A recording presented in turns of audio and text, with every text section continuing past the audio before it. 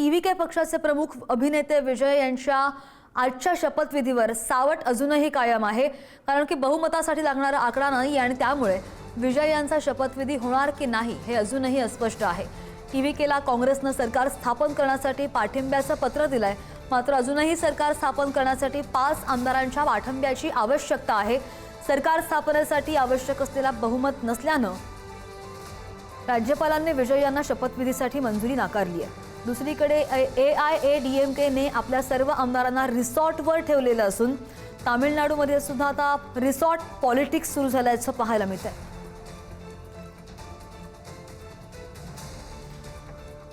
आज मुख्यमंत्रीपदाची शपथ घेणार होते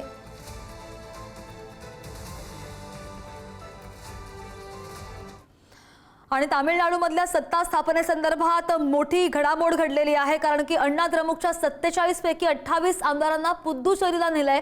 माजी मंत्री CV षण्मुगमांच्या नेतृत्वाखाली हे आमदार एकवटल्याची माहिती आहे। वरिष्ठ नेते OS मणियन आणि थलवाई सुंदरही सोबत आहेत। महत्त्वाची आणि मोठी घडामोड अण्णा द्रमुक संदर्भात माजी मंत्री CV यांच्या नेतृत्वाखाली आमदार एकवटलेले आहेत आणि या संदर्भात आणखी जाणून घेणार आमचे प्रतिनिधी शिवाजी काळे आपल्या सोबत आहेत। शिवाजी, या आमदारांना पुद्दुचेरीला नेण्यामागचं नेमकं कारण काय असावं? पक्षामध्ये फूट पडली की सत्ता स्थापनेचा नवा दावा केला जातोय?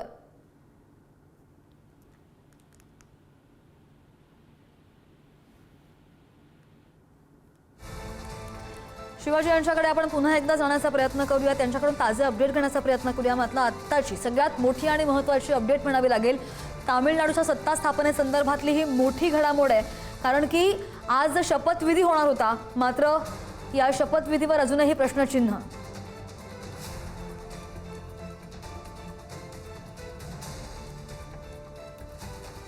आणि विजय यांना सरकार स्थापन करू द्या, आम्हाला कोणतेही संघटनात्मक संकट नको। DMKचे प्रमुख MK स्टॅलिन यांनी विजय यांच्या तामिळनाडूमधील सरकार स्थापनेवर भूमिका त्यांची असल्याची सूत्रांनी माहिती दिली आहे। 6 महिने आम्हाला कुणालाही डिस्टर्ब करायचं नाही असं स्टॅलिन म्हणालेत। स्टॅलिन यांच्या भूमिकेनं टीव्हीकेचा सत्ता स्थापनेचा मार्ग मोकळा झाला का, यावर सुद्धा प्रश्नचिन्ह अजूनही उपस्थित आहे। त्यामुळे स्टॅलिन यांनी हिरवा कंदील जरी दिला असला तरी सुद्धा बहुमत अजूनही नाहीये, कोणत्याही प्रकारची स्पष्टता नाही। आणि याच संदर्भात सविस्तर बोलूयात, आमचे प्रतिनिधी शिवाजी काळे आपल्या सोबत आहेत। शिवाजी, MK स्टॅलिन यांची सकारात्मक भूमिका, त्यांनी दिलेला ग्रीन सिग्नल आणि दुसरीकडे पुद्दुचेरीला आमदारांना घेऊन गेलेले आहेत, जसं मागच्या वेळी गुवाहाटीचं प्रकरण झालं होतं त्याची पुनरावृत्ती म्हणावी लागेल का, किंवा मग पक्षामध्ये फूट पडली आहे की सत्ता स्थापनेचा नवा दावा केला जातोय, काय नेमकं म्हणायचं?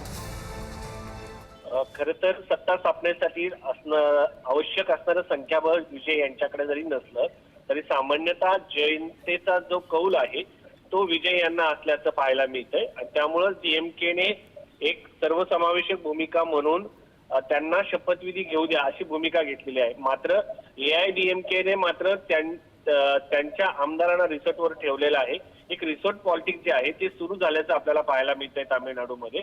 आणि दुसरी गोष्ट यामध्ये एक आहे की विजय यांच्याकडे संख्याबळ नाहीये, याचा अर्थ असा आहे की PVK जो पक्ष आहे, जो सामान्यतः सोशल जस्टिसची भाषा करतो, त्या पक्षाचे जे आमदार आहेत त्यांना महत्वाची पदं हवी आहेत। त्यामुळं या सगळ्या संदर्भामध्ये अद्यापर्यंत बोलणी सुरू आहे, चर्चा सुरू आहे। दुसरा मुद्दा आहे की AIADMK देखील विजय यांच्या सोबत येऊ इच्छितो, मात्र AIADMK यांची विचारधारा आणि दुसरीकडे जर पाहिलं तर विजय यांची धर्मनिरपेक्षपणाची घेतलेली भूमिका, यामुळे कुठेतरी AIADMK साठी मोठा धोका आहे। त्यामुळे ते स्वतः विजय यांच्यासोबत येऊ शकत नाही, मात्र काही आमदार जे आहेत ते विजय यांच्यासोबत येऊ इच्छितात। कदाचित काही आमदार ऐन मुवमेंटला ऍबसेंट राहून पाठिंबा देऊ शकतात अशी भूमिका कदाचित समोर येते, कारण त्यामुळे संख्याबळ जे आहे ते आकडा जो आहे तो कमी होईल। त्यामुळं या AIADMKच्या काही आमदारांना रिसॉर्टवरती ठेवल्याचं समजतंय। आता जेव्हा विजय ही शपथ घेतील किंवा राज्यपाल त्यांना शपथीसाठी परवानगी देतील त्यानंतरच फ्लोअरवरती नक्की काय घडतंय हे पाहणं महत्वाचं आहे। नाही, बरोबर आहे. सगळ्याच घडामोडी एकत्र आल्यात, कारण की विजय तर मिळाला विजय यांना, मात्र आज शपथविधी होता तो रखडला, त्यानंतर बहुमत नाहीये. दुसरीकडे आमदारांची ही भूमिका आणि या सगळ्या भारतीय राजकारणातल्या रिसॉर्ट पॉलिटिक्सकडे आता अगदीच लक्षवेधी हे रिसॉर्ट पॉलिटिक्स ठरतंय. काय होतंय असे अपडेट घेत राहू. धन्यवाद शिवाजी दिलेल्या सगळ्या सविस्तर माहितीसाठी.